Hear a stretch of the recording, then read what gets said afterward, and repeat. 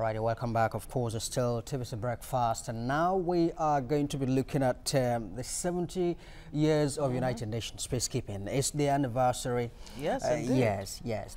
Well, for 70 years, the United Nations has, through its peacekeeping mission, tried to restore peace in areas that are ravaged by conflicts. Yes, indeed. But these years of selfless service and sacrifice have not been without pain, as many individuals have paid the supreme price.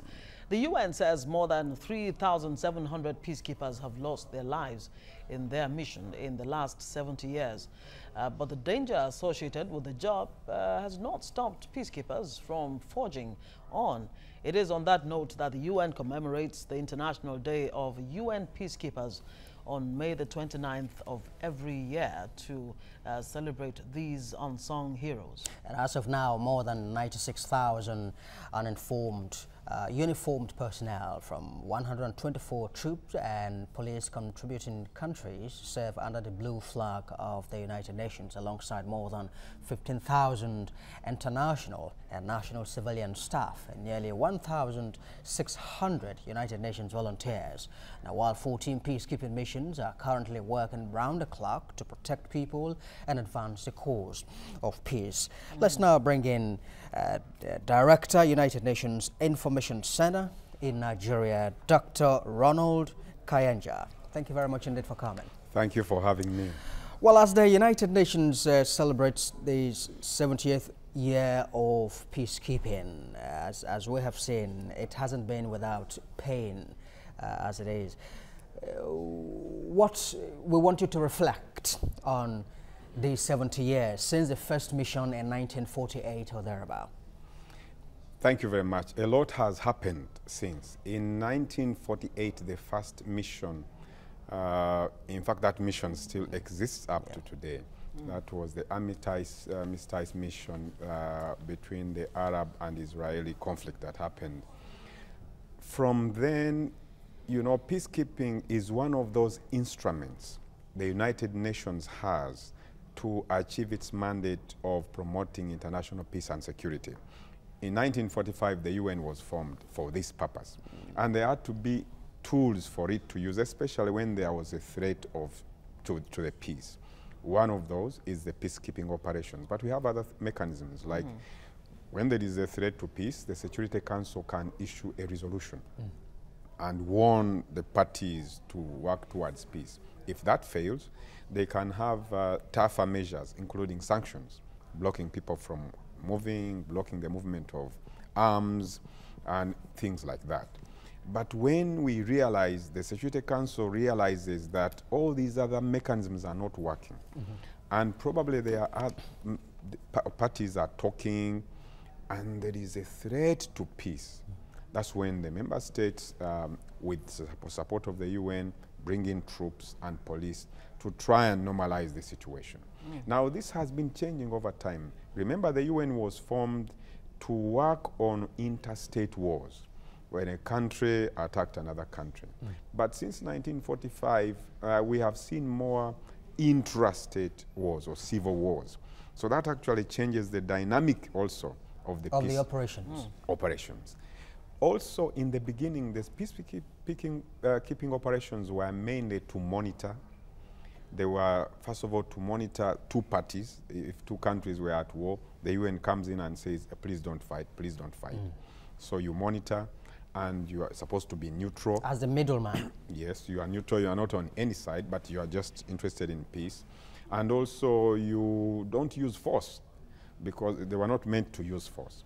But as time went on, especially because we had civil wars, we realized after some of the worst atrocities, like the genocide in Rwanda, that actually the UN cannot just bring a peacekeeping operation to monitor, to look, because in what happened in Rwanda, our peacekeeping operation was there, but not mandated to fight. So they looked on as people were killed. Now, speaking of that, I mean, you put it right in my mouth, talking about the Rwanda genocide. Yes. On that score and many other scores is what, you know, people have concluded and said the whole idea behind the UN peacekeeping force in the first place seems to have fallen flat on its face. I mean, you watched Rwanda happen, and Syria is going on right now, and so many other places where the peace has been upturned, more or less. Truly, the Rwanda... What exactly has been the biggest challenge for the UN when it comes to actually preventing such things from happening in the first place? A number of things, including the mandates of peacekeeping operations. The Rwanda operation was the typical peacekeeping operation where you just come to monitor, you are impartial, you don't fight, generally, except in self-defense. Now, we have, after the Rwanda, the genocide, there has been a lot of change in how peacekeeping operations run.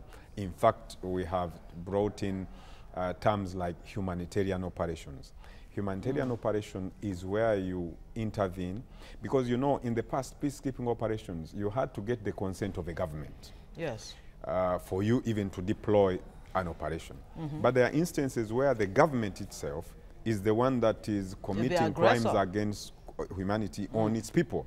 So in a humanitarian... Like you have in Burundi going on right now. In a humanitarian response, the Security Council can allow peacekeeping operations to go in even when the government has not consented. So that is one of the changes. Okay. The second change that has happened is what we call peace enforcement. Now the peacekeeping operation can be allowed to fight instead of just monitoring. The third element that is working very well is in Chapter 8 of the Charter of the UN, the charter that set up the UN. It says that you can have regional arrangements. Like, for instance, what we're having in Somalia, you have a country like Uganda bring in troops to ensure that you have peace, and then they're working alongside the UN. You have, I'll give the examples we had here, ECOMOG in Liberia, a regional arrangement. And in Sierra Leone. So you had a UN peacekeeping operation there. We have just closed one in Liberia, and we closed one in Sierra Leone a few years ago. But working alongside a regional operation, meaning ECOMOG bring in troops to silence the war, but working alongside the peacekeeping operation to make sure that actually you don't go back to scenarios of war. So there have been many changes. The other change that we have had is that these peacekeeping operations are now multidimensional. In the past, you would just go in, monitor peace and so on. But now you do other things. Make sure that you conduct elections, like we did in Cote d'Ivoire and in Liberia, before you pull out. Make sure that you build institutions, build the police, build the military. Make sure that the society can come back on its own feet, help them in economic development. All right. That was the success we had in Liberia, the success we've had in Sierra Leone, and the success we have had in Cote d'Ivoire.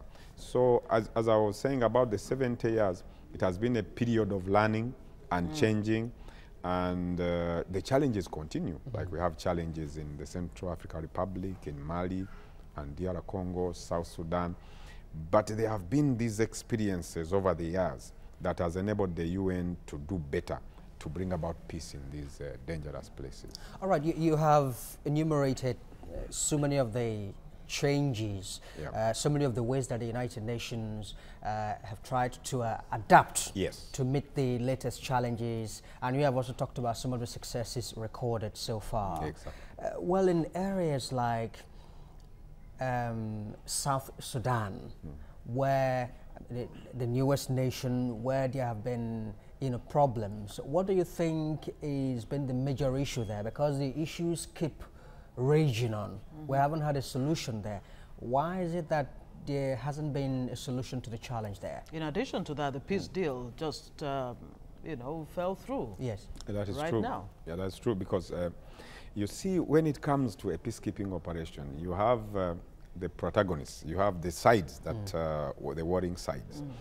One of the things that happens is, of course, the UN, as you work on the peacekeeping operation, you work on the diplomacy side.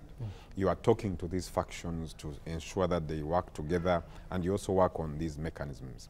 In the past, it was more of that talking and monitoring and so on. But now, there is additional enforcement. I'll give you an example. One of what happened in Sudan, if it was those times of just monitoring and so on, probably would have near to a genocide. But this time, the UN operation was prepared to make sure that you protect civilians, unlike what happened in Rwanda. So that is the difference. Yes, the country is not yet stable, but at least you make sure you secure the civilians, the population, enable them to get humanitarian assistance as the talking goes on, as the diplomatic work goes on. That diplomatic work may take time, but the key thing is make sure people are safe and have access to basic means of their lives. So that's why you have a major humanitarian operation in Sudan, in South Sudan, and you also have a strong peacekeeping operation. Yes, the political work is going on. We don't know how long it takes because some of that is not in our control. It is those two sides.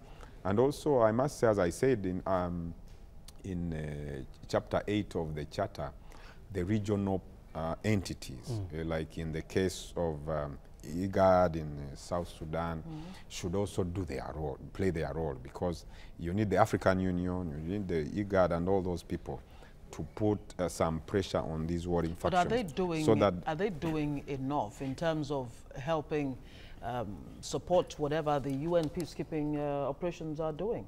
In many areas there, as I said, in Somalia we would have no peace if it wasn't for Uganda and Burundi sending in troops. And now the peacekeeping, the UN operation is riding on that. Yes, Somalia, you cannot say is very stable. It has challenges, but at least you have an operating government. People are protected. You have safety amidst conflict. So you can do things at the political level. You see, if you don't have peace at all, then even work on the political diplomatic side will almost not go impossible. on. Yes. Well, let me talk about the humanitarian aspect that you talked about as one of the strategies that the UN peacekeeping force has put in place. In the last year or two, there's been this dent on the whole UN peacekeeping operations, where people who are meant to protect the vulnerable and victims of crisis and all of that have become even more vulnerable in the hands of peacekeeping forces, where women actually raped, all kinds of things going on. How has the UN been able to manage that? Why? The real question is, how is it that the UN is not even able to prevent such things from happening in the first place? That was one of the, I should say, one of the major setbacks we've had in peacekeeping operations, where we've had some of our members of the contingents involved in sexual exploitation and abuse. The first major reports came from one of the missions in DR Congo, but now investigations have been conducted that there have been some pockets in other areas. And it's not just the UN, but even other humanitarian agencies. Now, the Secretary General has set in place a zero tolerance mechanism on dealing with this, because as you said, if I've worked in these peacekeeping operations, and the vulnerable people are looking to you for help. They are running to you for assistance. But if you, the person they are looking to for help, you are the one now putting their lives in danger, it is totally unacceptable.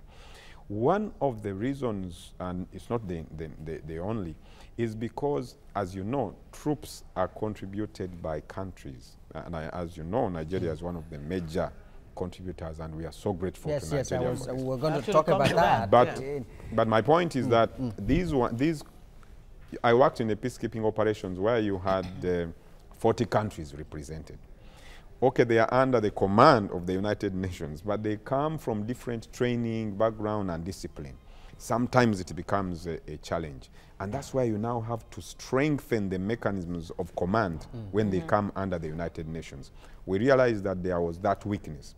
Because you see, like in Nigeria, there is a peacekeeping training school. It's the same in Ghana. So those people, before they come to us, they are supposed to be trained and told the no-go areas. We realized that in some countries that really didn't happen effectively. So that is now being strengthened. All right, the other thing we are putting in place, as we realize also, is that we want now more female peacekeepers. We realize in some societies, women feel more comfortable when the blue helmet, when the military or the police UN is a woman. And you know, in such conflict situations, the most vulnerable are women and children. So now the Secretary General is working on increasing the number of women. And we've realized that some studies conducted show that, first of all, it helps to reduce incidences of sexual exploitation and abuse, but also it gives a bit more hope to the vulnerable community. All right, that's good thinking, but we do not have much time anymore, but we cannot close, I mean, we cannot let you go without talking about efforts like, I mean, efforts of countries like Nigeria. Nigeria, yes. You know, have put in the peacekeeping mission. Absolutely. Nigeria is to be commended. You know, at one point, before Nigeria had your challenge in the northeast, Nigeria was the third biggest troop contributing country to the United Nations. And this has happened from the 60s. For instance, former President Obasanjo was a peacekeeper, like President Buhari was also a peacekeeper. You have so many people who have sacrificed their lives, and in fact, tomorrow, no, on the 1st, the Secretary General is going to recognize 3 Nigerian peacekeepers who died during peacekeeping operations. He's going to give posthumous medals to 3 Nigerians. Some Nigerians have died, but many Nigerians have come back. Recently, those who came back from Liberia. So we would like to thank so much the Nigerian population, the police, the military. Incidentally, I worked in East Timor with the Inspector General of Police, Idris.